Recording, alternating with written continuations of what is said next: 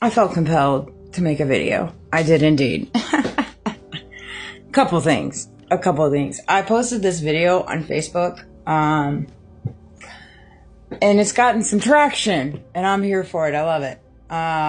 Let's see here. Representative Jasmine Crockett, RIP's apartment, FBI Director Kash Patel for his incompetence. It's a minute-long video. I saw it on TikTok. I thought it was telling, you know. Here's my thing on it. All right. First of all, you can't decipher on somebody's intelligence when it's a minute-long video. So there's that factor. Now, whether she made statements in that minute-long video that you agree with or disagree with, yes, that you might consider it to be stupid statements, absolutely, you're entitled to those opinions.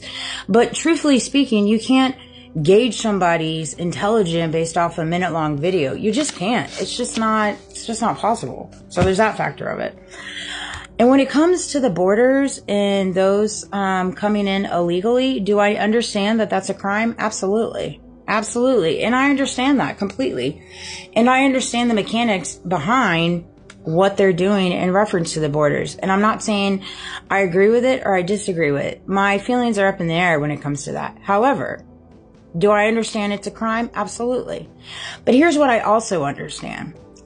I also understand that they're ripping families apart because some of these people have been here for years upon years. They're married and they're good citizens. Granted, they're not American legal citizens, but they've been trying to become citizens for years.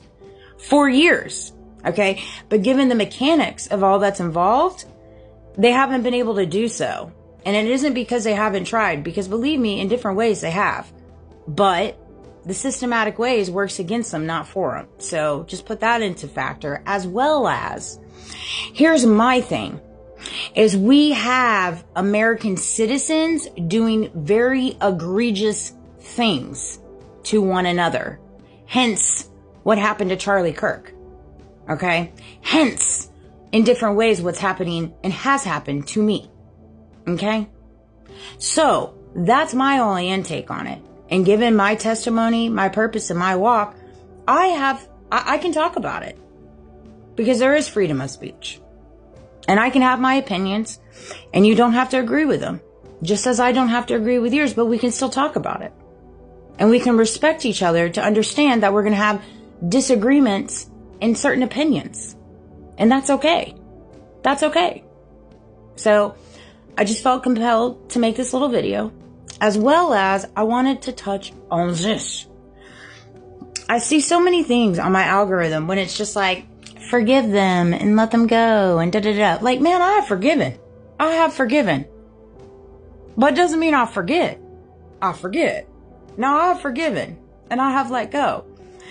But here's the thing in that, which I find it to be so ironic and contradictive in different ways.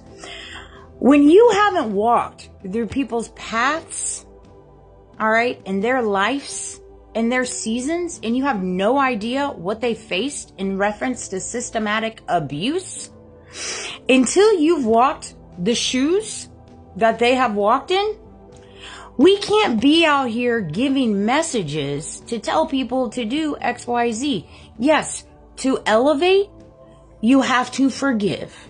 You have to heal. You have to let go. 100%. Hands down agree. However, you do not have to stand for systematic abuse and just walk away with your tail between your legs and say, well, it's okay that in different ways the community and everyone did the most unlawful things to me, but I forgive them and I am not going to talk about it. I'm just going to let it go. Okay? I'm sorry, but no. The only way to see change is to be the change and stand up against poor actions, unlawful behaviors. That's the only way to see change. God stands on justice. He does. And so you do not have to agree with me, and I respect you for that. I wholeheartedly do. However, I'm entitled to talk about the things that I talk about. And so is everybody else that has been battled and bruised and covered and smothered by systematic abuse, by mistreatment, unlawfully. People have the right to talk about those things. And they also have the right to stand against it and say something. They do indeed. And you can't take that away from them. You can't silence their voice. They deserve to have it. Just as I do. Just as you do. Everybody does. Every single one of us do. You know? And it's crazy to me how people just so often enough insert themselves in circumstances and situations that they haven't walked through. You know, I've talked to people that have had their families ripped apart given the circumstances, and it breaks my heart. It just does. You know, and you could agree to disagree, but there are good people being yanked out of this world when there are people inside this nation that are doing egregious things. And you don't have to agree with me, and I get that. Just like a war veteran or somebody that has fought in the war has the right to talk about it and the things that they endured while they were at war, right? Rather than those that have not been at war, they have not sent their children into war, making decisions for those people that have went to war. The way I see it. Right? And so these are things that I'm not going to sit here and enter myself into any circumstances when people are talking about PTSD, what they went through over in war and things that they endured.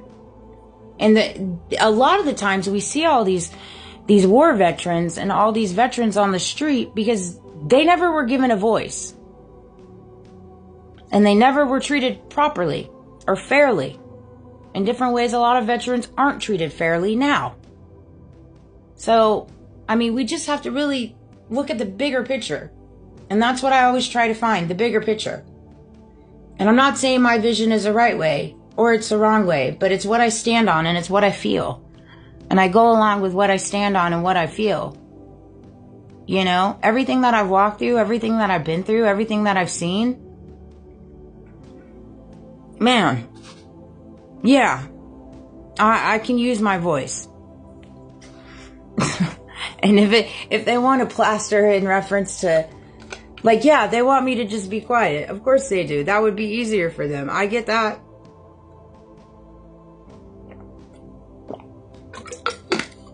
Oh, I'm so dehydrated. I had no intentions, but I was a little fired up by it. Because I find it to be so comical and ironic and contradictive when people tell you how to be and they just haven't walked a day in your shoes. I will never tell people how they should be, how they should respond and things like that. I will always just allow people to space to be who they want, feel how they feel, vocalize how they vocalize, and support them how I support them. But you can forgive, you can let go, you can elevate, you know, and you can still talk about it. The only way for healing is to talk about it, and talking about it out loud, I believe. I think so often enough we don't talk about things out loud. Where's the love, y'all? Where's the love? Black Eyed Peas. Division. Man, I'm telling you. No longer keeping the peace. Slander, devil, call them out, call the mask out. Weird agendas, no doubt. And there you have it, folks. I love you guys. I hope this video resonated, but I mean, there's going to be things I say that people don't agree with, and I understand that. I do. I'm okay with that. I really am. So, I love you guys. Have a great night. Sweet dreams.